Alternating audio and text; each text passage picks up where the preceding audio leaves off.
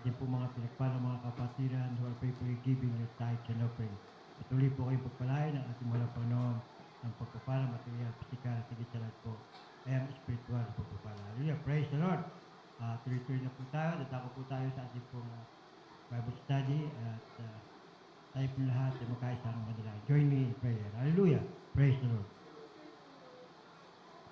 Almighty God, in your holy and mighty name, our Lord Jesus Christ, and through the prayer of our beloved pastor, Evangelist Wilista de Meda, we all humbly come in your throne of grace, asking for your forgiveness from all of our sin that we have committed against you, Lord.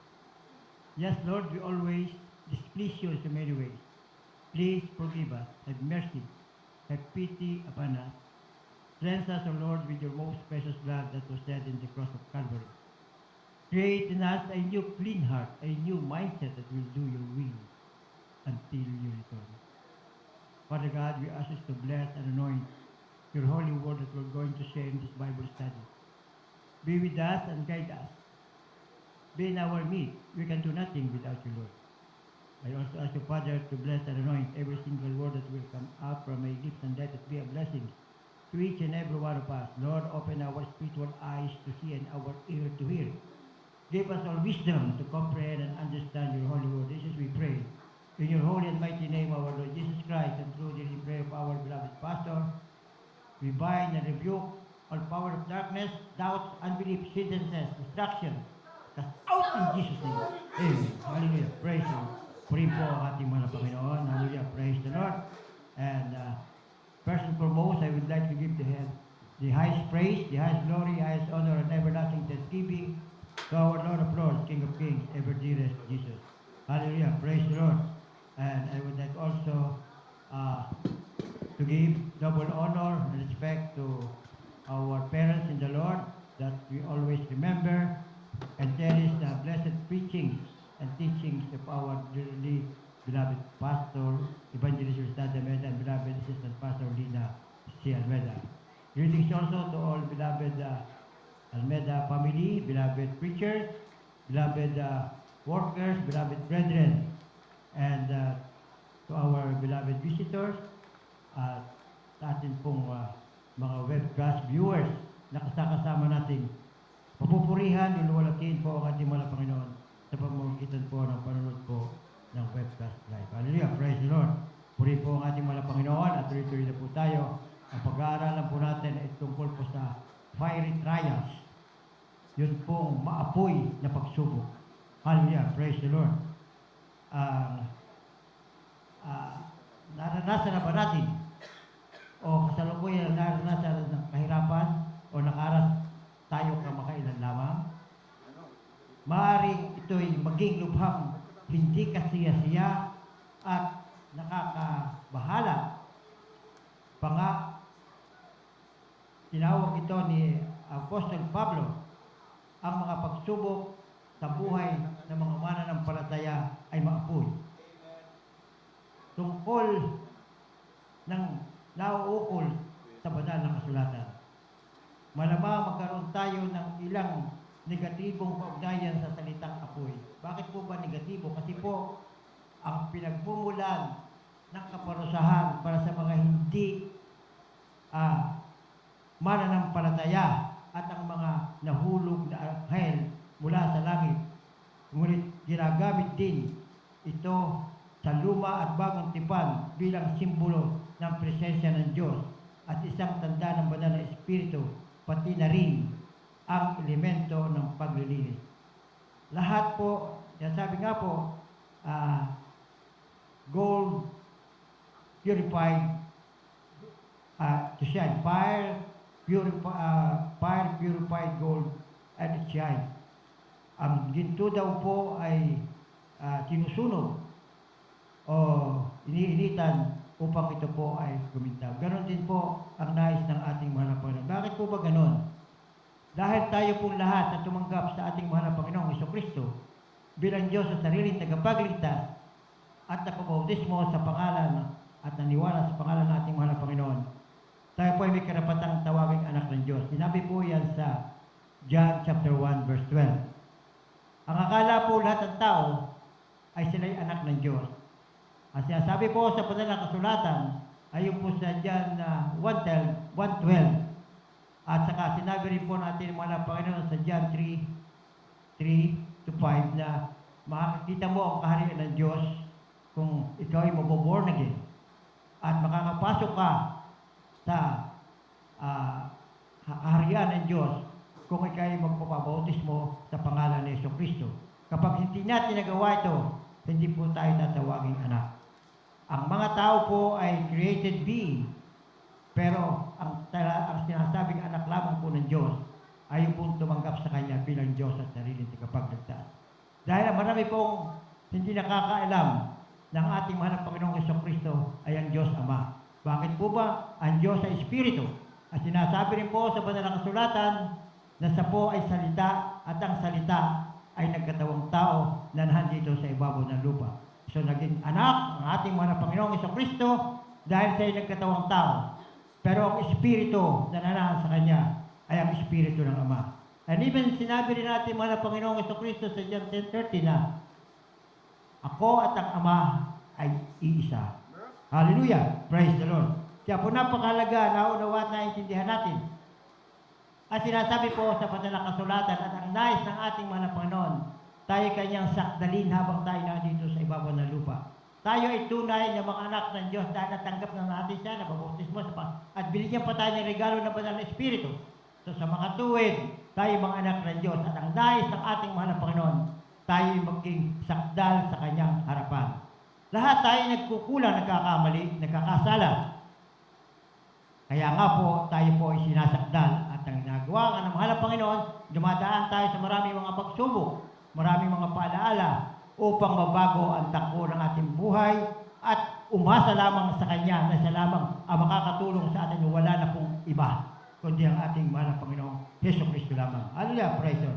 Sinabi ni Pablo na ang nagdurusa na mananampalataya ang minamahal, huwag kayong magtaka sa maapoy na pagsubok sa gitna natin na dumarating sa atin para pagsubok na para bang ang kakaibang nangyayari sa atin. Kapag may dumadating sa ating mga pagsubok, problema o paalaala ng atin, huwag tayo magtataka. Talagang kinakailangan mangyari sa buhay natin yan para tayo po ay lubos na masakdal. Kinakailangan tayo dumaan sa apoy upang tayo lubusang malinis. Naalala niyo po ba, pagka kayo nag-release na inyong backyard, naalala po sa Pilipinas na maraming damo. Yung mga damo kayo sinusunog. Kasi pag hahaya mo, hindi mo susunugin yun, makakalat ulit yun. Ngayon, pagka kayo nasunog, at napakagandang pataba sa halaman. Puri po ang ating marabang. Tayo po ay nililinis ng lubusan ng ating marabang sa pamamagitan ng mga pagsubok sa ating buhay. Hallelujah, praise the Lord. At ating pong basahin po ay 1 Peter, unang talata po, 1 Peter 4:12. From the book of 1 Peter, chapter 4, verse 12. Beloved, think it not strange concerning the fiery trial of your, which is to try you, as though some strange things happened unto you. Sa Tagalog, mga minamahal, huwag kayong magtaka tungkol sa mahigpit na pagsubok sa inyo na dumarating sa inyo upang kayo'y subukin na waring ang mangyayari sa inyo ay di karaniwang bagay. Amen. Praise po, umilasaltanan. Ating pong minsan pong palakpakan po ang ating pong pinakamamahal ng Panginoon sa Kristo. Praise the Lord po ang ating mahal na Panginoon. Yan po ang nangyayari sa ating buhay. Katulad po nangyayari kay Job. Siya po ay isang sakdal, matuwid, at may takot sa Diyos. Lahat ng kanyang pag-aari, lahat ng kanyang kayamanan, even yung kanyang mga anak ay nawala sa kanya. Subalit, sabi sa kanya ng kanyang asawa, sumpain mo na ng Diyos, sumpain mo na ang Diyos at ikaw'y mamatay. Anong sagot ni Job? Ating bang paglilingkuran o mamahalin ng Diyos dahil may mga magandang bagay na ginawa sa atin? Hindi ba kinakailangan kahit nasa ilalim tayo ng mga pagsubok o ano mga kinakailangan ang pagpupuri, ang pananampalataya natin ay nasa Diyos pa rin. Dahil tayo nga ay kanyang mga anak. Kailan pa man, hindi tayo pababayaan ng ating mga Panginoon. Ang nais lamang ng mga Panginoon, tayo lumapit sa Kanya. Manampalataya sa Kanya. Yung 100% na faith ang kinakailangan. at tayo po, katulad ng patotoo kanina nung kapatiran na yung kanyang anak nung magkasama ng isang motorsiklo, hindi niya, kumbaga man dadala niya sa doktor, pero hindi niya pinaoperahan. Sa pamamagitan lang ng panalangin, pagpupuri, yung po nakaligtas, pinagalingan. At yung po ang remedyo, kung tayo po ay nasa ilalim ng mga pagsubok o mga kahirapan o lahat ng bagay na akala mo galit na sa iyo ang mundo dahil hindi mo makuha ang mga nais mo. Madaling sabi, nasa kahirapan ka, sa problema ka, nasa karamdaman ka, whatever na nangyari sa inyo. Ito po ay paraan ng mahal ng Panginoon para kay lubusang lumapit sa Kanya. At sigurado, kailan pa man, hindi tayo pababayaan ng ating mahal ng Panginoon. Hallelujah, praise the Lord. Katulad din po ng ating beloved pastor. Anong ginawa na pumunta sa Talipaw? Faith, ang kanyang dala lang doon. At pagpupuri sa ating mahal ng Panginoon. Hindi siya tinalba ng bala at naging pangyayari pa nga yun, naging pagpapala ang ating pagkapunta ng ating mahal dahil maraming nakakilala sa Kanya at mga Muslim tinanggap ang ating mahal ng Panginoon bilang Diyos sa sarili ng pamilya. At hindi lang po mga Muslim, mga taga-ibang bansa dahil yung mga hostage na kanilang pinuntahan doon ay kung taga sa isang parte ng mundo, doon nakilala ang ating mahal na pastor at talagang tunay na sugo ng ating mahal na Panginoon. Pinakita ng mahal na Panginoon ang mga bagay na kinakailangan gawin nating mga tao para po nasa atin lagi ang presensya ng ang pananampalataya, lagi kang magpupuri at huwag kang absent. Hallelujah. Binigyan tayo ng pagkakataon para tayo sama-sama magpuri. Yan ang iniutos ng ating mahal na Panginoon sa Hebrews 10:25 na huwag natin pababayaan natin pagtitipo na katulad ng ginagawa dahil dito tayo nagpupuri. Wala tayong ginagawa dito sa ating gawain kundi magpuri sa ating mahal na Panginoon.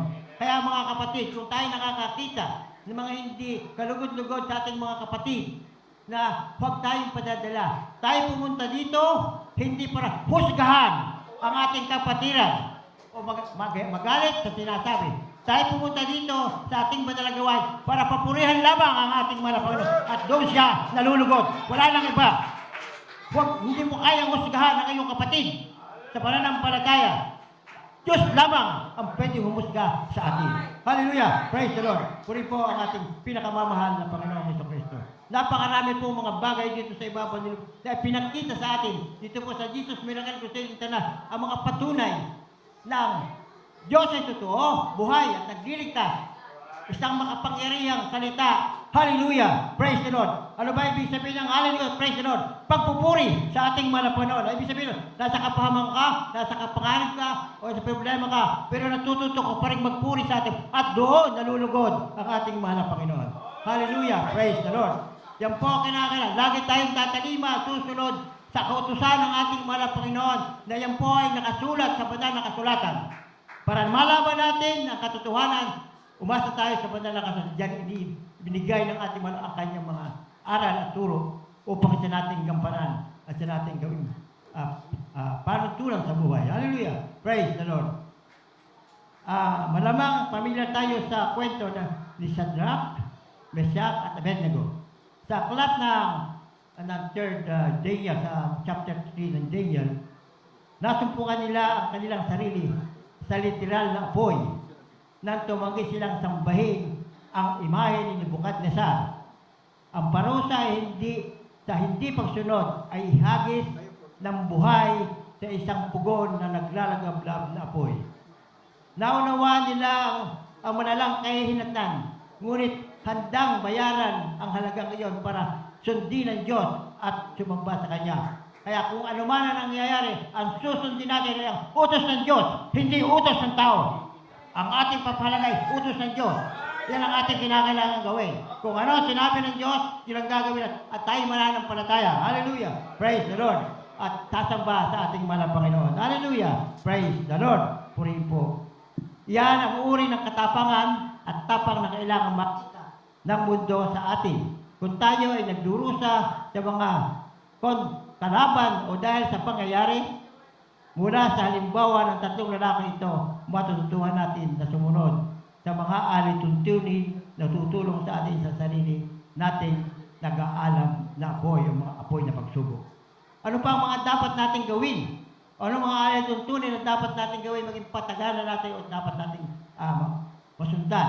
Una po, dapat na mangibabaw ang katapatan ng Diyos kaya sa takot. Kasi yung patuloy kanina, kasi natakot, na pumayag siya sa mga itatakot siya, mamamatay yung anak niya, o kung sasabihin. Sabi pa nga, pag lumabas ng ospital yan, patay yan. Ay pag sila niya yung takot, hindi yung utos ng Diyos, ay magpuri sa akin. Manampalataya ka sa akin, nag-release siya ng faith. Gumaling ang kanyang anak. Lahat na nag-release, tumaasa ng pananampalataya sa ating kaya ng pamay hindi bibigyan. Kahit na tayo dumadaan sa maraming pagsubok. Pagsubok lamang yan. Hindi ka mahanod yan. Sinasaktal ka lang ng ating mahal mo. Tinutulad ka sa ginto na kinakailangan sunugin upang kumilang. Tinutulad ka sa brilyante na kinakailangan din sunugin upang kumintab at kumilang. Ganyan ang ginagawa ng ating mahal mo sa ating bilang isang mananampalataya. Hallelujah, praise the Lord. At yan tungkol kay Job, nung siya sari-sari mga problema, nawala siya, hanggang sa nagkaroon siya ng bukol, nagkasakit ang buong katawan, nasabi pa nga ng kanyang asawa, magkalipas mo na yung Diyos at hindi pumatay. Ay, ang sagot niyo, ay, atay ba mo rin sa Diyos pagka maganda ang buhay, pagka hindi doon ka. At ang isa pang maganda dito, noong ang mga kaibigan ni Job ay pumunta sa kanya at siya kinakastigo pa. Sari-sari mga negatibo siya sabi sa kanya. Alam mo ang ginawa ni Job? Hindi siya nagalit. Pinadalangin niya yung kanyang mga kaibigan na humuhulga sa kanya. Ano nangyari? Ipinalit sa kanya ng mahal na Panginoon ang nawala sa 2 beses pa yung mga nawala sa kanya. At yung kanyang mga naging anak ay puro pa pinakamagandang babae sa ibabaw ng lupa noong mga panahon yun. Hallelujah, praise the Lord.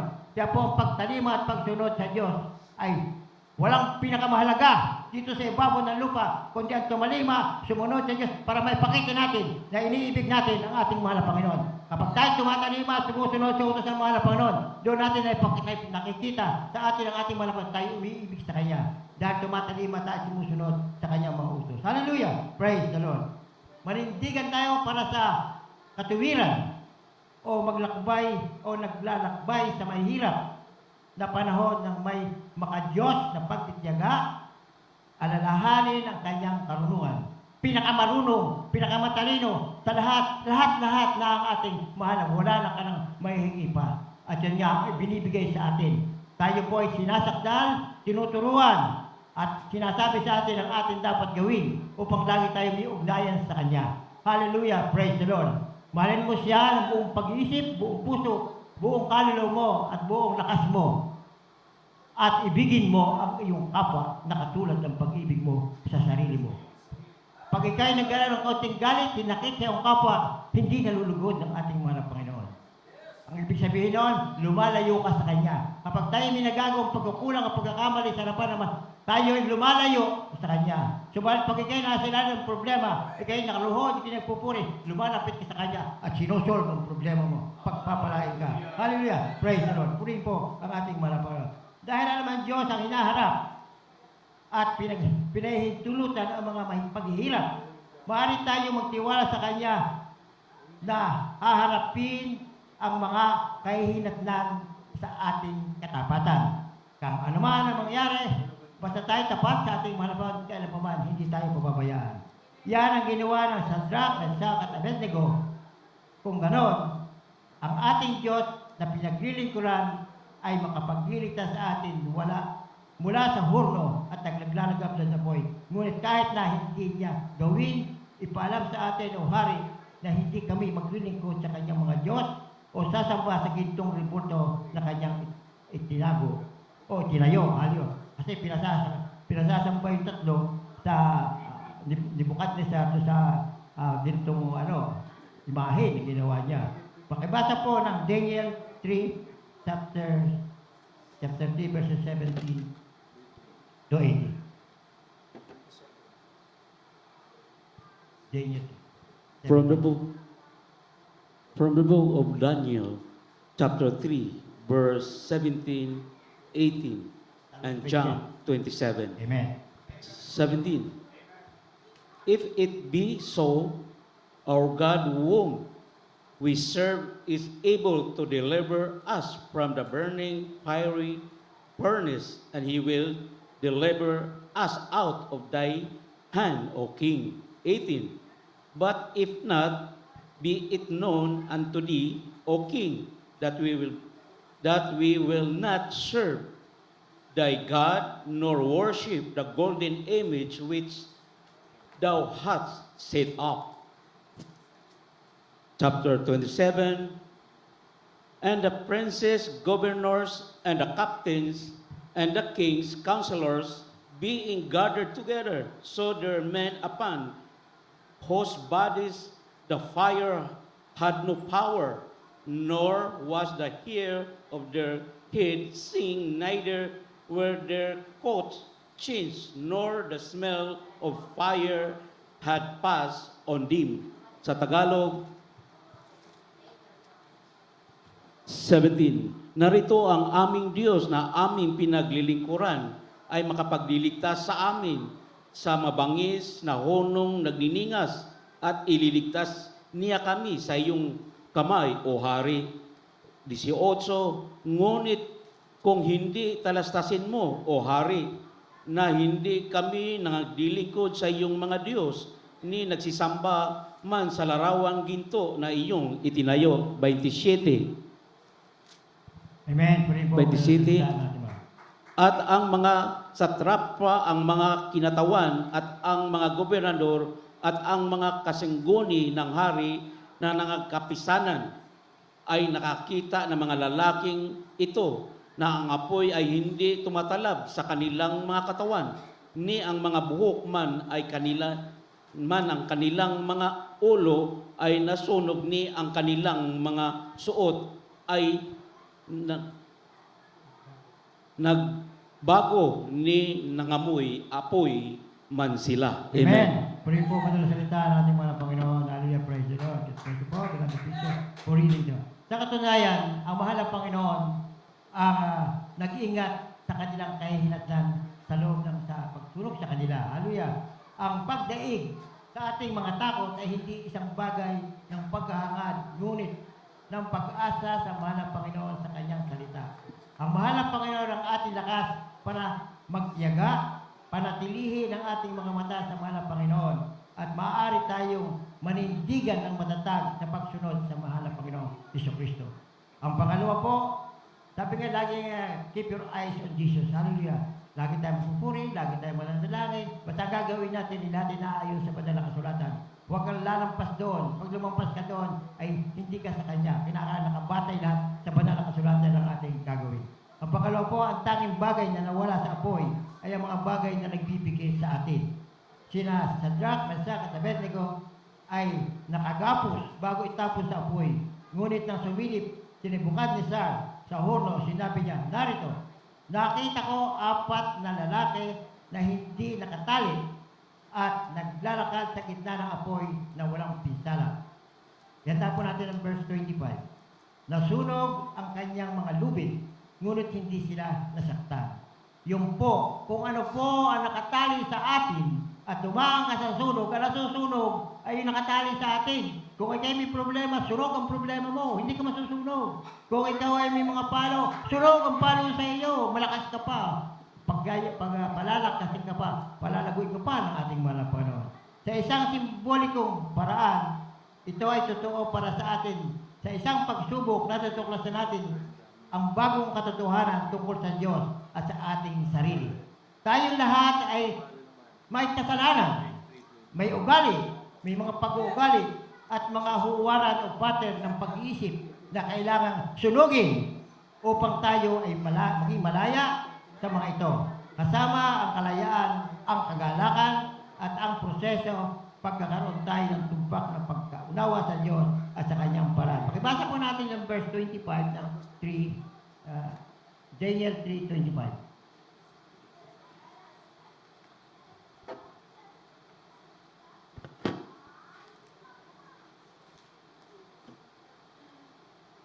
From the book of Daniel, chapter 3, verse 25.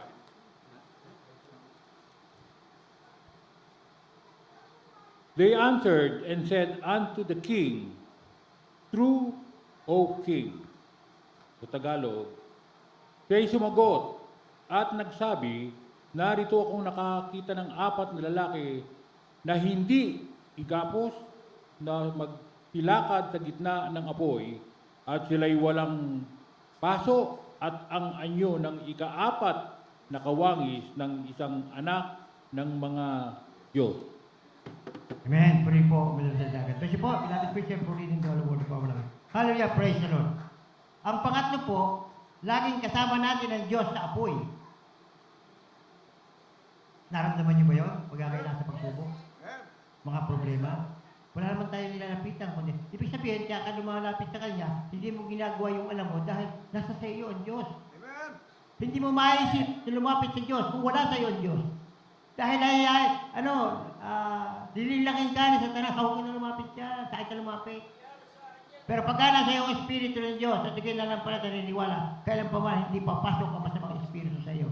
Lahat ng gagawin mo ay naayon sa kalooban nating mahal na Panginoon. Ang pangatlo, laging kasama natin ang Diyos sa apoy. Nakita ni Nebukadnezar ang 4 na lalaki sa huno. At ang anyo na ikaapat ay parang anak ng Diyos. Sinabi po yan sa verse 25.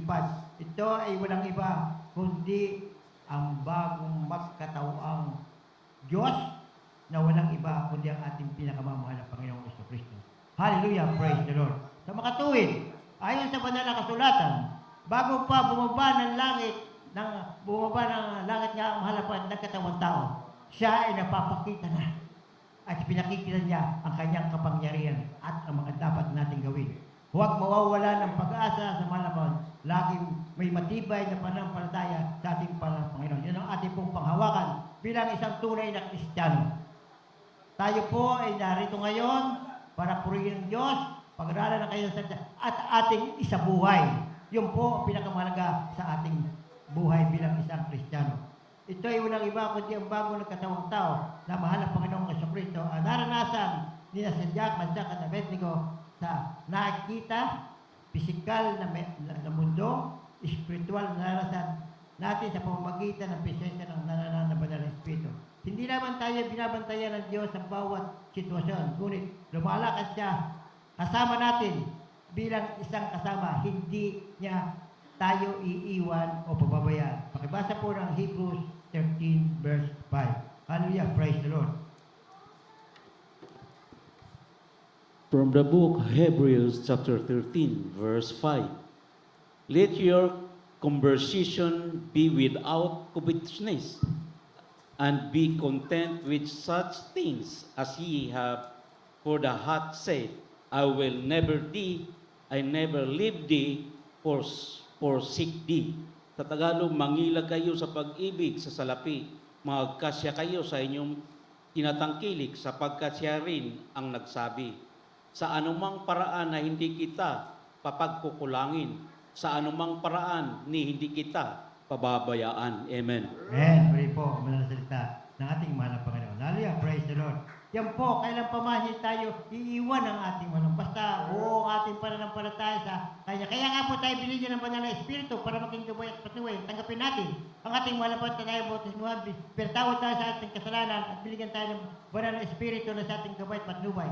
Hindi ko sasabing tayo Kristiyano na hindi nakakamali tayo, pero kinukundi agad tayo ng banal na Espiritu kapag minagawa tayong hindi nakakalugod sa Kanyang harapan.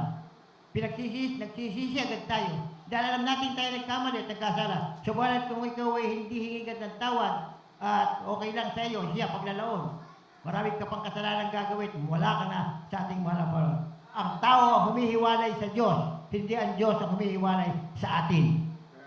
Bakit po? Ay pagka ikaw ay pinalalahanan na, ay kasalanan ng ginawa mo, ay ayaw mo ka pang humingi ng tawad, sa halip dadagdagan mo pa yung kasalanan mo dahil nililin lang ka na ni Satanas at gusto ko uling makuha at maging kanya. Hallelujah, praise the Lord. Subalit, ang nananang Espiritu ay lagi ka itukundi. Kaya may mga paalaala, may mga palo, tinatawag, may mga problema, whatever na nangyayari sa buhay natin. Ito ay isang bagay na ginagawa ng ating mga Panginoon para tayo po ay lubos na magtiwala at maglingkod ng gusto sa Kanya para laging tayo kasama niya, magpakailan pa man. Ang ibinibigay sa ating pagpapala ng ating mga Panginoon, bukod sa material, physical, ang pinakamahalaga yung spiritual na bagay. Dahil sa ayaw mo sa gusto, dadating ang panahon na pagkiluha ng ating hiram na buhay, mamimili ang iyong ginawa dito sa ibabaw ng lupa kung saan ka pupunta. Kapag ikaw ay sinunod mo at tinalima mo ang utos ng ating mahal na Panginoon, sigurado kasama ka niya sa buhay na walang hanggan, sa paraiso. Subalit kung hindi ka, nakakilala ka na sa ating mahal na Panginoon, pinababayaan mo pa siya, yung mga dapat mong gawin, hindi mo ginagawa, tinataligdan mo, iniiwan mo, nagkakamali. Kasala ka, siya, doon ka pupunta sa kasaka sa apoy na sinasabi sa banal na kasulatan sa impyerno ng kasakasama mo si Tanas, magpakailan-kailan paman. Hallelujah! Praise the Lord! Kaya po, mag-ingat tayo habang tayo may pagkakataon. Makikita natin na malapit na bumalik ang ating mga Panginoon dahil lahat ng sasabi sa banal na kasulatan na nangyari sa buong sanlibutan ay nangyayari na sa ngayon. At yan ang palatandaan na babalik na ang ating mahal na Panginoon. Kaya tayo magmahalan sa isa't isa. Kung nakakakita tayo ng maling ginagawa, palalahanan. Ngayon kung hindi naman at nagpaalala at baka kayo magkagalit lamang, ay panalangin mo na lamang katulad ng giniwa ni Job. Na pinalangin yung kanyang mga kasama, yung kanyang mga kaibigan. Ay ano nangyari? Siya ang pinagpala. Hallelujah. Praise the Lord. At pati yung kanyang mga kaibigan, pinagpala rin dahil pinalangin niya. Hallelujah, puri po ang ating. Ang pang-apat, ang ating katapatan sa apoy ay makakaapekto sa iba. Nagpapalaki sa kaluwalhatian ng Diyos. Nang makita ni Nebuchadnezzar ang nangyari ay napagtanto niya kung gaano kadakila ang kataas-taas ng Diyos at pinagpala siya. At ipumpasahin po ang Daniel chapter 3 verses 26 to 29. Second to the last verse. Amen. Praise the Lord. From the book of Daniel, chapter 3, verse 26 to 29. Then Nebuchadnezzar came near to the mouth of the burning fiery furnace.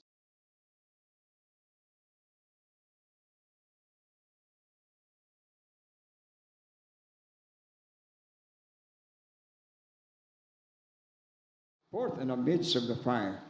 And the princes, governors, and captains, and kings of council, the king's counselor, being gathered together, saw this man, upon whose bodies the fire had no power, nor was a hair of their head singed, neither their coats changed, nor the smell of fire had passed on them. Then Nebuchadnezzar spake and said, Blessed be the God of the Shadrach, Meshach, and Abednego, who hath set his angel and delivered his servants and trusted in him, and have changed the king's word and yielded their bodies, that they might not serve nor worship any god except their own God.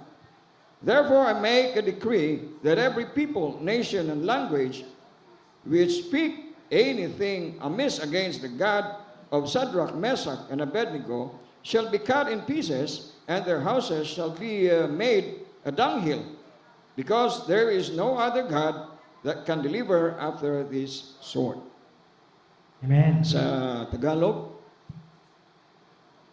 Ay, Tagalog po. nang magkagayoy, lumapit si Nebuchadnezzar sa bunganga ng mabangis na hurnong nagniningas. Siya ay nagsalita, nagsabi, Shadrach, Meshach, at Abednego, kayong mga lingkod ng kataas-taasang Diyos, kayo'y magsilabas at magsiparito nang magkagayoy. Si Shadrach, Meshach, at si Abednego ay nagsilabas mula sa gitna ng apoy. At ang mga satrapa, mga kinatawan, at ang mga gobernador, at ang mga kasangguni ng hari, nagkakapisan na nakakita sa mga laking ito. Ito nga ang apoy na hindi tumalab sa kanilang mga katawan, ni ang mga buhok man sa kanilang mga ulo nasunog, ni ang kanilang mga suot ay nabago, ni nangamoy apoy man sila. Si Nabucodonosor ay nagsalita na nagsabi, purihin ang Diyos ni Shadrach, Meshach, at Abednego, na nagsugo ng kanyang anghel at nagligtas sa kanyang mga lingkod na nagsitiwala sa kanya, at binago ang salita ng hari at ibinigay sa kanilang mga katawan upang sila'y magsilingkod ni sumamba sa kanino mang Diyos liban sa kanilang sariling Diyos. Kaya't nagpapasya ako na bawat bayan, bansa at wika na magsalita ng anumang kapulaan laban sa Diyos ni Shadrach, Mesach at ni Abednego, pagpuputol-putulin ang kanilang mga bahay ay gagawing dumihan sapagkat walang ibang Diyos na makapagliligtas sa ganitong paraan. Amen. Amen. Puri po ang ating Panginoon. Bigyan po natin ng malakas sa palakpak po ang ating mahal na Panginoon. Hallelujah. Praise the Lord. Puri po ang ating Panginoon. Ang ating mga maapoy na pagsubok ay pakinabang sa atin. At ginagamit ang ating tapat na salubin bilang saksi sa iba. Katulad na nangyari dyan. Nakita ni Nebuchadnezzar yung pangyayari sa tinapoy niya sa horno ng naglalagab na apoy. Na nakita niya na hindi nasunog. At sa halip na 3, naging 4. Kaya nag-decree siya. Ang sinabi niya sa 29, ang sabi, kaya't nagpasesya ako na bawat bayan, bansa at wika ay na magsasalita sa anumang kapulaan laban sa Diyos ni Shadrach, Mesach at Abednego. Pagpuputol-putulin at ang kanyang mga bahay ay gagawin ng Diyos na makapagliligtas sa ganitong paraan. At kung babasa natin 28, si Nebuchadnezzar nagsalita, nagsabi, puri ng Diyos si Shadrach, Mesach at Abednego. Ibig sabihin, natuto magpuri, nakakilala ni Nebuchadnezzar na pinanampalatayaan ng tato'y tunay na Diyos na hindi katulad ng kanyang ginawang imahin na dari pa sa ginto. Ganyan, nakilala na natin ang ating mahal na Panginoon. Ginamit ang ating mahal na pastor para ating matutunan ang tunay na pananampalataya. Nakakita tayo ng himala, hindi lang yung sa talipaw, hindi lamang yung nagpaulaan ng mahal na pastor sa pamamagitan ng panalangin ng katag-arawan ng Mayo, hindi ko lang alam kung anong year noon, na bumuhos ang ulan. Maraming mga NPA na pinagyasa dahil sinabi ng ating mahal na pastor na mahal ko ang NPA, mahal ko ang komunista, pero galit ako sa inyong katuruan. Mahal niya ang mga komunista, pero galit siya sa katuruan ng komunista. So, pinagdasaan siya ng buong NPA para siya patayin. Pero kahit yung baril ng NPA, hindi ito pumuputok. At natatanda ko pa isang major ng Philippine Air Force na siya kasama nung parang liquidation squad. Basta may problema nung mga panahon yun, kanilang tinitira. Basta madalis sabi, sila yung mga satanista. Sinabi niya nung mag-declare ang mahal na pastor, si Major Nugget. O sige, pupunta ako diyan. Nilinis niya yung kanyang baril na gagamitin. At ang inilagay niyang bala, yung ginagamit nila, pag sila mababaril, kasi kareho sa ating usong anting-anting. Ay meron mga talagang anting-anting na hindi tatalbo ng bala. Inilagay niya pa yun doon sa kanyang bala. At sinabi niya, oras na hindi umulan, uulanin ka, babarilin kita. Lumapit na sa isang mga pastor. Aba, ano mga panalangin, biglang bumaksak ang ulan. Na-convert yun. Naging alalay pa ng mga pastor yun. Ginawang pagkalalakad mula sa kanyang pastoral punta sa Luneta. Ay escorted yun. Dire-diretso yun, hindi nata-traffic. Ganon, magpakilala ang ating mahal na Panginoon. Ipinakikita sa atin ang himala. Nakita na natin ang himala. Saan pa tayo pupunta? Ano, panibago pa bang himala ang hintay nyo? Hindi ngayon ang kinakailangan. Tunay na magpuri ka sa ating mahal na Panginoon. Tanggapin mo kung ano sinasabi sa panala para sa iyong kinabukasan. Para sa iyong walang hanggang buhay na kasama ang ating mahal na Panginoon. Hallelujah. Wala nang tetseburetse pa na sinasabi. Masama ba yung tetseburetse? Hindi naman. Yung mga walang kwentang salita. Hindi na dapat nating pinagsasabihan. Ang kinakailangan, ang sasabihin natin, batay sa banal na salita ng ating mahal na Panginoon. Hallelujah! Praise the Lord. Marahil ngayon ang ating sandali ng kahirapan, hayaang ipagpatuloy ang mga prinsipyo ito ng ating pagtuon sapagkat kung paano ang langit ay mas mataas kaysa lupa, gayon din ang daan ng Diyos na mas mataas kaysa atin. Ating pong last verse po natin, Isaiah 55 verse 9. At maganda na rin po ang mga awit. From the book of Isaiah, chapter 55, verse 9.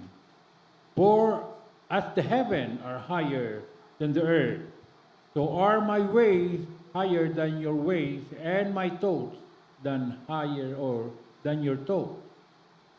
Tagalog, sapagkat kung paanong ang langit ay lalong mataas kaysa lupa, gayon na aking mga lakad ay lalong mataas kaysa inyong mga lakad at ang aking mga pag-iisip kaysa inyong pag-iisip.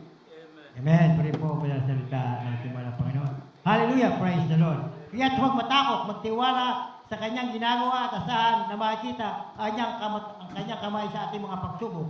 Dapat nating palaging ipaalala at alalahanin na bilang mananampalataya ang ating mga pagsubok ay laging malapit sa atin.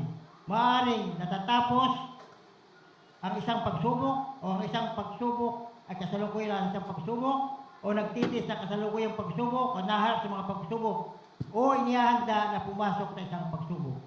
Ipanalangin o idalangin natin na kung sino man ang mga nasa pagsubok, naway lumakad kasama ng ating mahal na Panginoon. Hallelujah! Praise the Lord! Ganyan tayo kaibig ng ating mahal na Panginoon. Ganyan ang nais ng ating mahal na Panginoon para sa atin bilang isang mananampalataya na tayo laging umasa sa Kanya. Gawin natin ang kalooban niya, sumunod sa lahat ng Kanyang ipinag-uutos, at yung ating pong bilang taong kaalaman, huwag nating kaasahan. Ang asahan natin ay yung kaalaman ng Diyos na